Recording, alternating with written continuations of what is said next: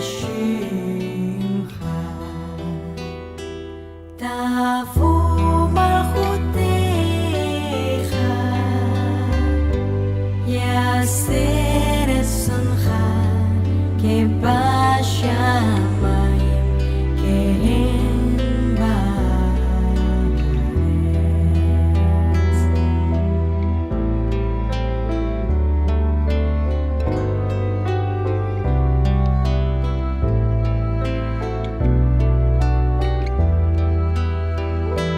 את לחם חוקנו תן לנו היום, וסלח לנו על חטא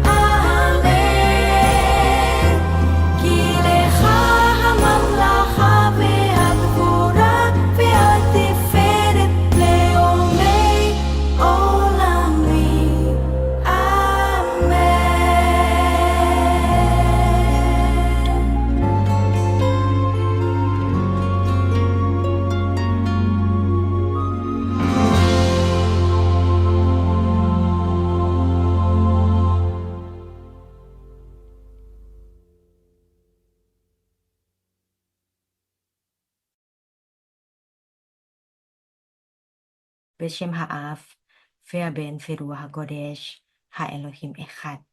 Di dalam nama Bapa dan Putra dan Roh Kudus, Allah yang Esa. Amin. Shalom, selamat pagi. Kali ini kita akan belajar Hebrew wordplay, permainan kata. Antara kata makanan, yaitu lechem, dan perang, yaitu milchama. Bahasa Ibrani selalu memperhatikan akar kata. Bahasa Ibraninya sores. Satu kata dengan kata yang lain yang memiliki sores yang sama, yaitu akar kata yang sama, keduanya bisa berhubungan, walau maknanya berbeda. Contohnya, kata makanan atau bread dalam bahasa Inggris dan kata perang atau war dalam bahasa Inggris adalah dua kata yang berbeda. Tidak ada hubungan satu sama lain. Tetapi dalam bahasa Ibrani, kedua kata itu adalah kata yang sangat berhubungan. Nomina lechem artinya makanan atau sering diterjemahkan dengan roti, dan nomina milchama artinya perang atau peperangan. Keduanya memiliki akar kata yang sama atau sores yang sama, yaitu lamed chet mem yang membentuk verba lacham. Arti lacham ini adalah memerangi atau to fight atau to do battle. Demikianlah manusia memang sejak mulanya mencari makanannya yang harus dengan perjuangan dan berpeluh. Ini semua akibat manusia yang telah jatuh ke dalam dosa, di mana Tuhan telah mengutuk tanah, sehingga manusia harus mengusahakan rezekinya dengan berpeluh. Ditulis dalam Kejadian 3 ayat 17. Kita baca ayatnya. Ule Adam, Amar, Ki shamata lekol ishtecha, fatokal. Min ha'etz asher sivitiha lemor lo tochal mimenu.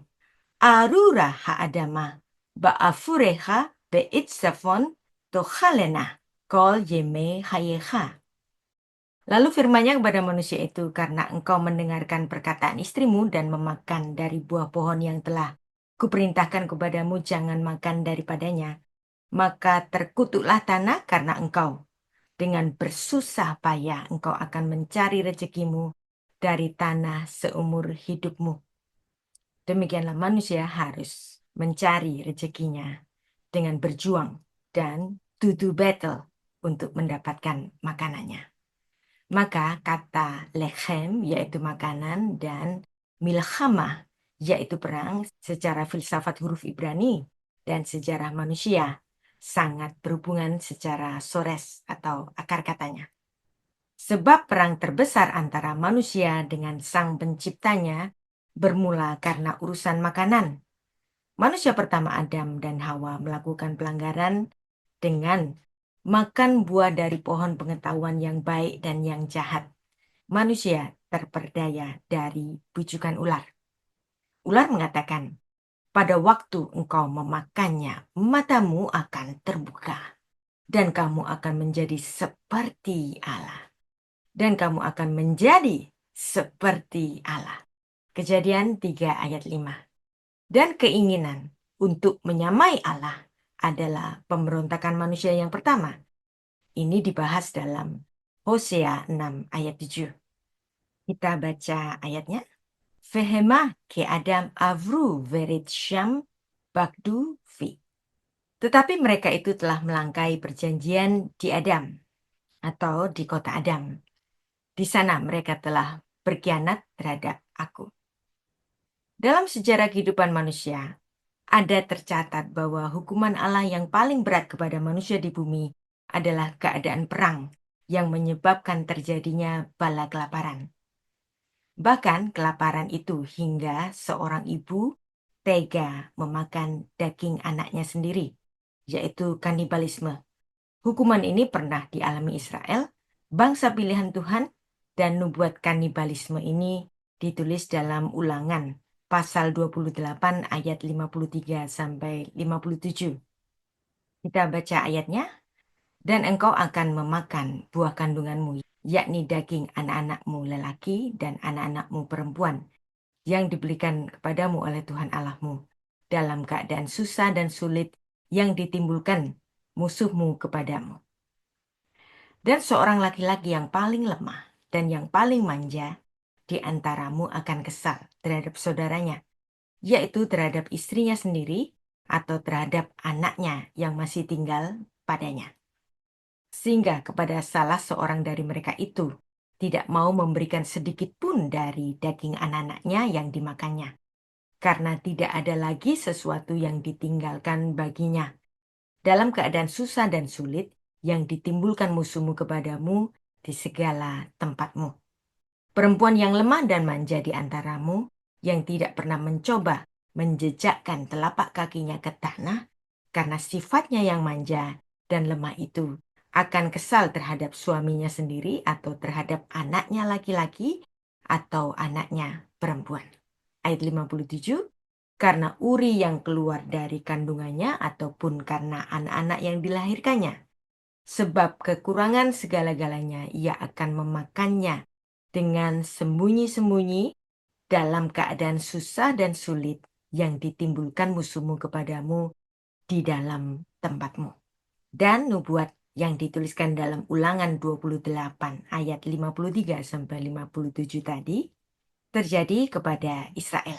Ada hukuman tragedi makanan semacam itu, dan hal itu pernah terjadi 2 kali di tanah suci Israel dan dituliskan di dalam Alkitab, yaitu di dalam 2 Raja-Raja 6 ayat 24 sampai 29, yaitu terjadi pada zamannya Raja Yoram, dan di dalam Ratapan 4 ayat 8 sampai 10. Ini adalah nubuat untuk kejatuhan Yerusalem yang pertama yang terjadi akibat kekalahan perang dari Nebukadnezar dari Babilonia yang terjadi pada abad ke-6 sebelum Masehi. Ketika Tuhan Yesus berfirman, firman-Nya tidak akan pernah lepas dari apa yang pernah terjadi dan ditulis di dalam Perjanjian Lama. Di dalam Perjanjian Baru, Tuhan Yesus menyatakan diri dalam ucapan keilahiannya, yaitu akulah roti hidup, ego eimi huartos tesuis, yang bahasa Ibraninya Anochi hu lechem hachaim, ditulis dalam 3 ayat, yaitu dalam Yohanes 6 ayat 35 dan ayat 48 dan ayat 51. 3 kali penyebutan dan deklarasi sebagai akulah roti hidup, Anochi hu lechem hachaim, bukan tanpa sebab. Dalam gaya bahasa Semit, untuk sesuatu yang diulang selalu memiliki makna. Jika diulang 2 kali artinya very, dan ini merupakan konfirmasi. Dan jika diulang 3 kali, bahasa Ibraninya shalosh pa'amim, artinya extremely.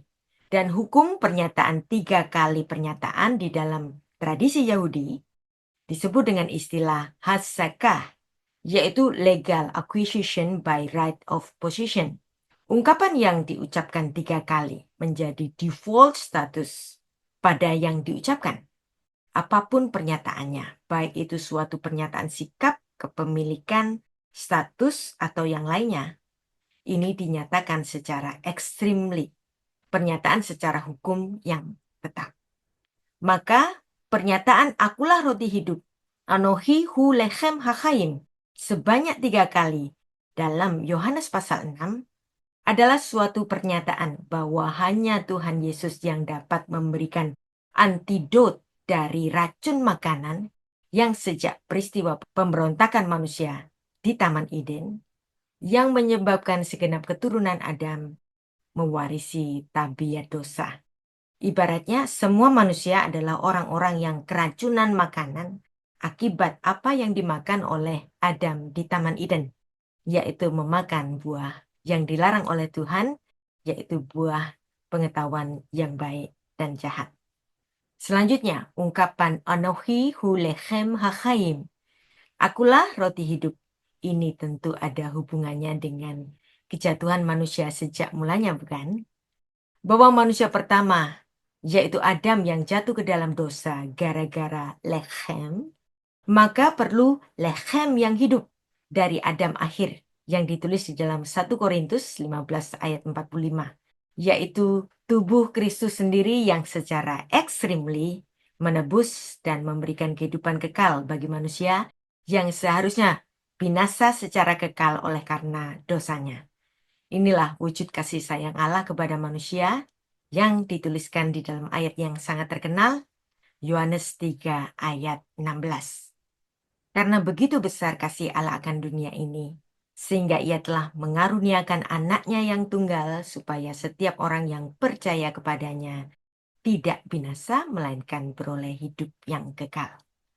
Ki ahavarabah ahaf ha Elohim et haolam at asher natan et beno yahidu lema'an asher lo yofat kol hama emin bo im yihye chaye olam. Penembusan dari Yesus berdampak kepada keselamatan dan kehidupan yang kekal. Dia adalah sang roti hidup. Dia adalah lechem yang telah melakukan milhamah, melakukan peperangan terhadap kutuk dosa akibat tipu muslihat iblis. Demikianlah telah kita pelajari Hebrew wordplay, permainan kata di dalam Alkitab kita, yang sangat indah jika kita pelajari. Ada banyak sekali Hebrew wordplay di dalam Alkitab bahasa Ibrani yang membuat kita dapat memahami lebih dalam tentang firman Tuhan, sekaligus kita dapat belajar filsafat di situ. Demikianlah hubungan lechem dan milhamah, makanan dan perang. Yang kalau di dalam bahasa Indonesia dan bahasa Inggris tidak ada hubungannya, tetapi di dalam bahasa Ibrani keduanya sangat berhubungan.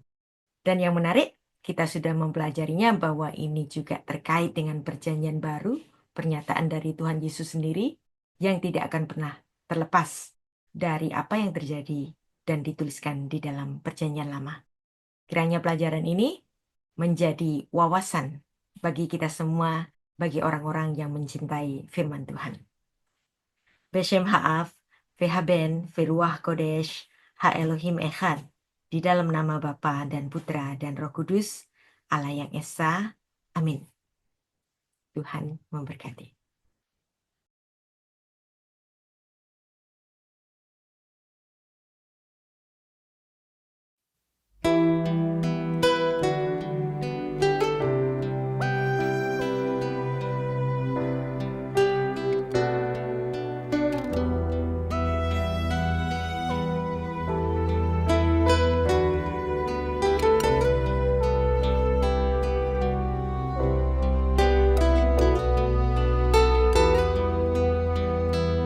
Avinu Sheba Shamayim